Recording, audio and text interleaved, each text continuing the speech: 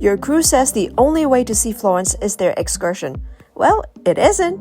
We did it ourselves, and no rushing, and made it back with hours to spare. Getting from ship to station takes a shuttle and a quick public bus. I put all the details in the description along with the Trenitalia app for train tickets, about €10 each way. We left at 8, reached Florence by 10, and I'll show you every stop from here. Quick note on this route, it takes you out to the river first, then everything else falls on the walk back. First stop, the Duomo. This cathedral sat with a hole in the roof for over 100 years because nobody could build a dome that wide without it caving in. In 1418, the city ran a competition and a goldsmith with no architecture training won. He built it brick by brick, no steel, nothing holding it up underneath, and 600 years later is still the largest of its kind in the world. This street is the main street of Florence since medieval times, and the name comes from the shoemakers who worked here. And if you have time, slow down a bit because there are some wonderful shops and some of the best gelatos right here. This cover market has been here since the 1500s. It's mostly leather now, bags and belts, and is aimed at visitors. I'm not gonna lie, but the quality is real if you know what you're looking for.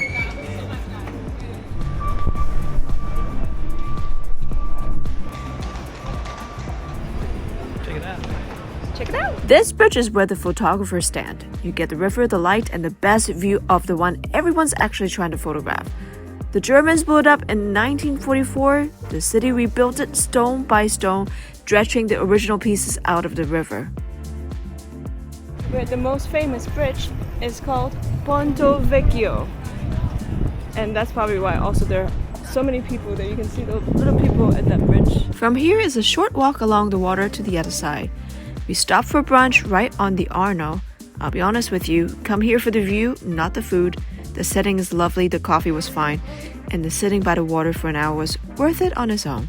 That's the thing about doing this yourself, because you can linger here for as long as you want, an hour or less, on your own schedule, not as part of the group.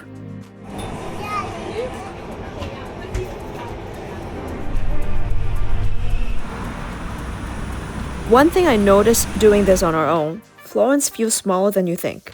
Everything connects, you're never really lost, and even if you wander off the route, you end up somewhere worth seeing. And if you're enjoying this video so far, give us a little like and a little love and a little subscribe.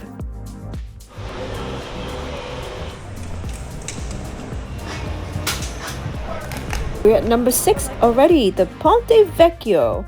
These shops were butchers and tanners once until the Medici family got tired of the smell, drifting up into the private walkway above.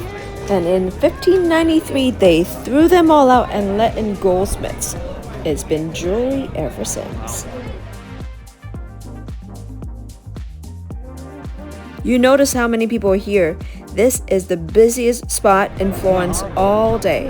If you want photos without a crowd behind you, come before 10 in the morning or wait until the evening. It's also the only bridge in Florence the Germans didn't destroy in 1944.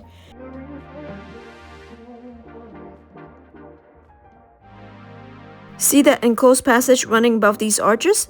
That's the Vasari corridor.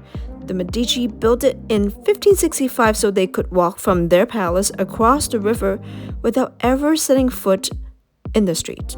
By the way, this is the view everyone stops for. Worth slowing down and take a couple photos.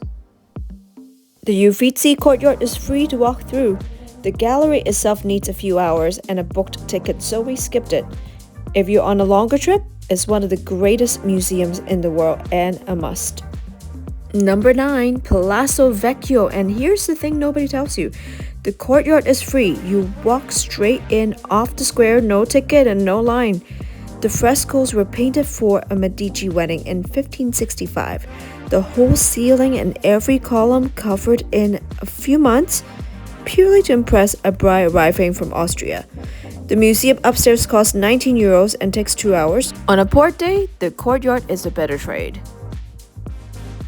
Lion's got a human head in his mouth. This square was the heart of Florence for centuries, where the city gathered and decided things. And that's the Neptune fountain in the middle. When it was unveiled, Florentines thought it was such a waste of good marble, they nicknamed it the Big White Man.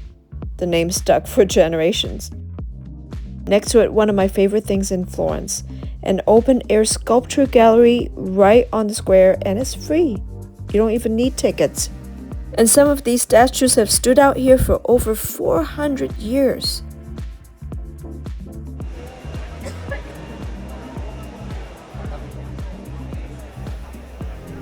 Buongiorno.